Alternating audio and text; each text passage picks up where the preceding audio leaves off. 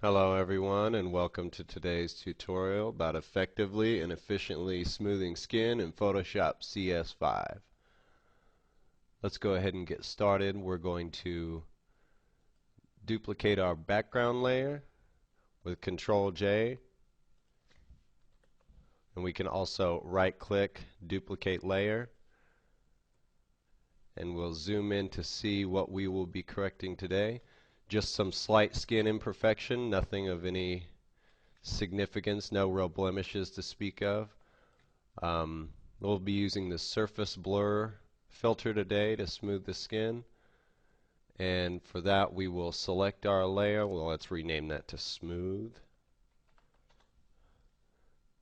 We'll select our layer, we'll go to filter, blur, surface blur, and the opinion on this varies as to how much blurring to use. I like to use a bit more than most. We've got two attributes here, our radius attribute and our threshold attribute. The radius attribute will handle the actual amount of blurring taking place. For this particular project, I'll use something close to 28 or 30. And threshold will determine the area blurred in the threshold of the edges. So I don't want it quite to the extreme of a Gaussian blur, but we will blur the edges just a little bit so as to ensure that all of these details that we want smooth will be. So for this particular project, 28 on radius, 32 on threshold. We'll click OK. And to paint on our smooth layer, we're going to create an inverted layer mask, and we'll do that by holding the Alt key and clicking the Add Layer Mask button. Now you see that hid the entire smooth layer, so how we'll bring that back, we'll select our layer mask, and we'll select our brush tool. I like to change the opacity to 50% so that we get an accurate smoothing without giving the face mask effect. And now we'll switch our foreground color to white so that we can use the brush to reveal the mask. And I'll just paint the areas that I would like to see smoothed. I'm going to try and get around the areas that I don't want smoothed. But here in this area, you see she has rhinestones on her face, and we'll just have to go over that whole area, which I'll show you how to undo that in just a second. A little bit under the eyes, and we'll leave some of that under the eye detail for realism. Just above the lip a little bit more. The chin. See if you notice we want to leave this edge here. We don't want to blur that out really at all because that looks very unrealistic. Okay.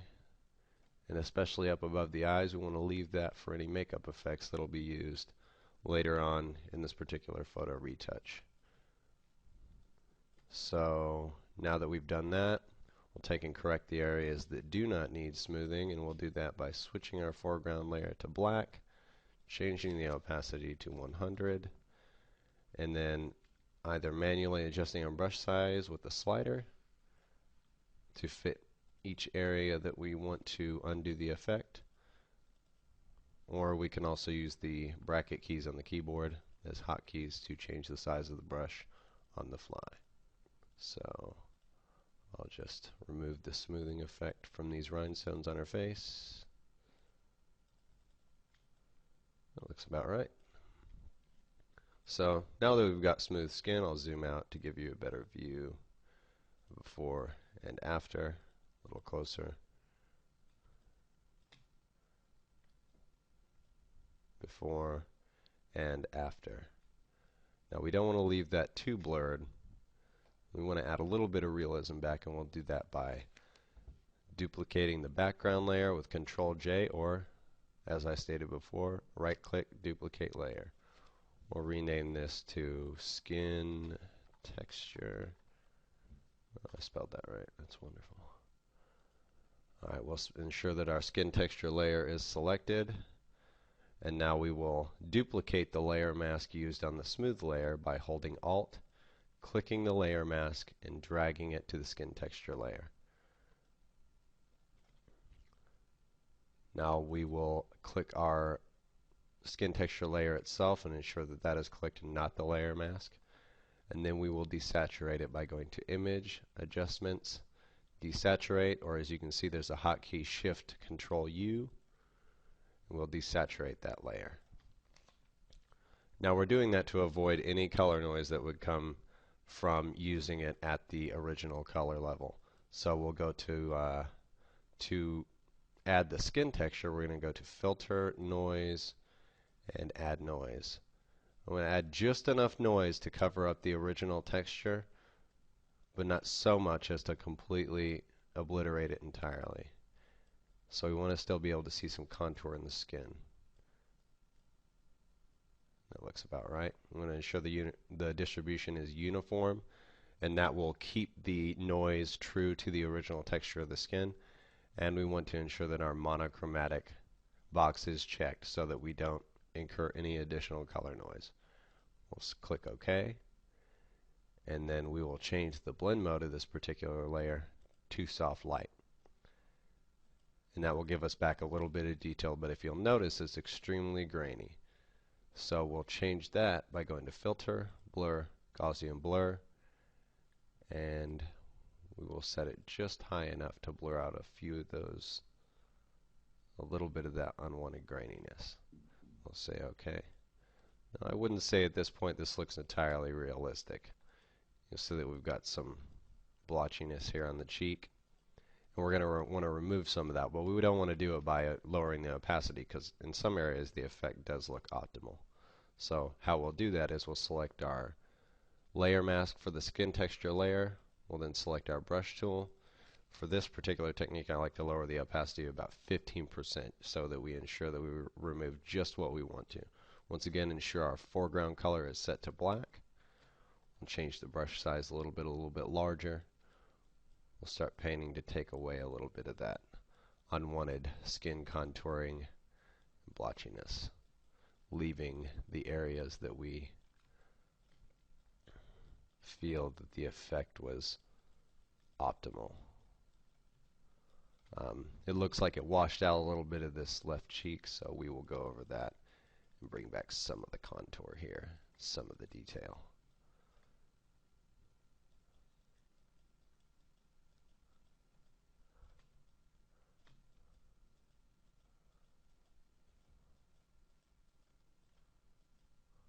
So let's zoom out and get a look here at our before and our after. If you'll notice, using this technique, give us a little bit of washout in color. And how we will correct that is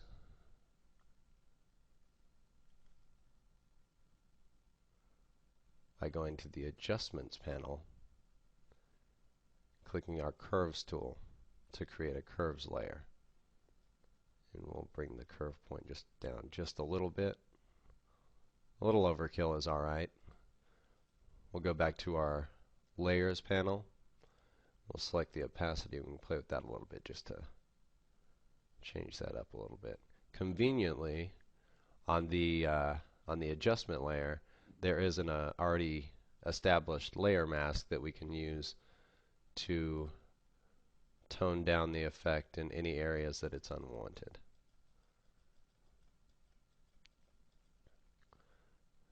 Now let's get close so we can see it detailed before and after. So before the skin smoothing effect and after. And that's how you effectively and efficiently smooth skin in Photoshop using the surface blur and the add noise filter.